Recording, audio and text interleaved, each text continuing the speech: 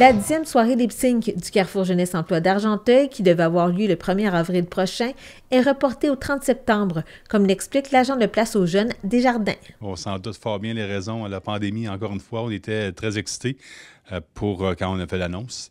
Mais on prenait un guess en bon québécois. Là, on essayait, on se disait, bon, on verra bien. Parce qu'en même temps, on savait qu'on pouvait déjà réserver des dates au Top Shot à ce moment-là pour être sûr de l'avoir. Parce qu'à la quantité d'artistes, d'événements, de promoteurs qui voulaient faire des spectacles, on s'est dit qu'il faut réserver au moins 2 dates. Une pour moi, pour le spectacle de Classic Rock aussi qu'on va faire à l'automne, et le lip-sync. Donc, on savait qu'on était vraiment très limite. Déjà, on approche de la 10e jour, février qui s'en vient tu peu.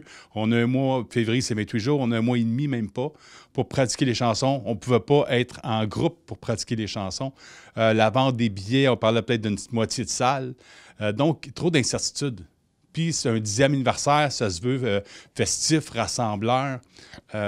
Ça n'aurait pas, je pense, on n'aurait pas eu l'esprit festif, justement, pour pouvoir célébrer dans le meilleur des mondes possible cet événement-là, qu'on sait comment on a du plaisir à le faire. Donc, on n'a pas le choix de le reporter. Une pilule, une petite granule, une infusion, une injection.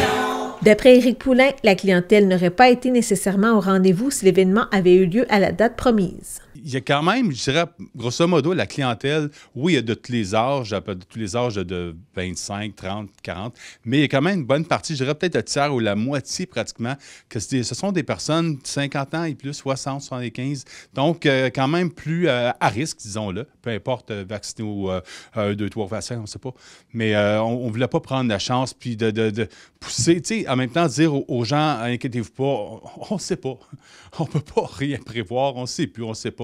Donc, on aime autant y aller très, très prudemment. Puis, pourquoi au septembre également? Bien, on s'entend souvent des événements corporatifs ou rassembleurs dans des bars, des salles. Bon, on va y aller pour soit la rentrée, donc septembre, octobre, souvent jusqu'à mi-novembre. Mais l'été, sûrement qu'encore les gens vont vouloir vraiment profiter de l'extérieur au maximum. Donc, c'était un peu faire un spectacle en juin, juillet, août. C'était pas le but de toute façon. Donc, tant qu'à le reporter d'un mois, au mois de mai, pourquoi pas attendre puis le reporter en septembre, qui habituellement, d'ailleurs, était un des mois de prédilection là, pour faire la soirée lip-sync. On reporte encore, mais pour la bonne, je le souhaite. Que va-t-il arriver pour les gens qui se sont déjà procurés des billets? Ils gardent le même billet, tout simplement. On va réimprimer, pour les posters, on va réimprimer des posters, mais pour les billets, on ne changera pas. Ils ont juste à les présenter, puis il n'y aura pas de problème. Vous en aviez combien encore à vendre? Bien, c'est 300. La capacité maximale du Top Shot assis, format assis, évidemment, cabaret, c'est 300. C'est un peu serré, mais on sait qu'on peut y arriver. Donc, si on allait à 150, c'est une levée de fonds aussi, là. Donc, on ne veut pas payer moitié-moitié. Puis pour le Top Shot également, c'est la vente de la restauration, le bar, etc. Donc, on veut s'assurer pour tout le monde que ce soit gagnant-gagnant. Donc, on va attendre, on va être encore plus préparé. Les chansons auront le temps de mijoter, des suggestions de chansons, puis on va être encore plus prêts. Et pouvez-vous nous dire aussi plus d'informations sur les gens qui vont y participer? On a eu quelques informations à la conférence de presse, mais est-ce que vous en avez plus de participants? On était très... Je dirais pas prudent, mais on ne savait pas, puis on ne sait pas encore en ce moment, quoique il y a des gens qui ont manifesté leur intérêt, que ce sont des personnes qui ont fait les activités précédemment, des 7, 8, 9e éditions. Là. Donc, c'est un peu le noyau. À travers ça, des gens qui vont se greffer.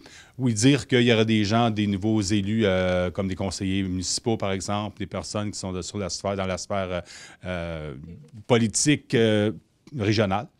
Appelons-le ainsi. Puis sinon, on ne sait pas. On va voir, mais je ne sais même pas moi-même.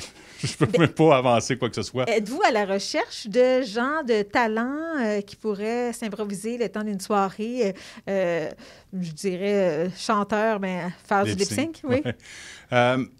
On va attendre encore un petit peu. C'est vraiment, des fois, il y a des gens, suite au reportage, qui sont intéressés. Oui, on ne dira pas non, mais on ne sait même pas encore c'est quoi la durée du spectacle, quoi que ce soit. On devrait la faire toujours à 20 h, comme c'était censé être pour le 1er avril. Mais sinon, si des gens qui veulent se manifester, on verra bien. On a un comité, en fait, pour analyser le tout, puis on verra bien. Mais je pense que les gens vont être agréablement surpris de quelques surprises. Je ne peux pas en dire plus.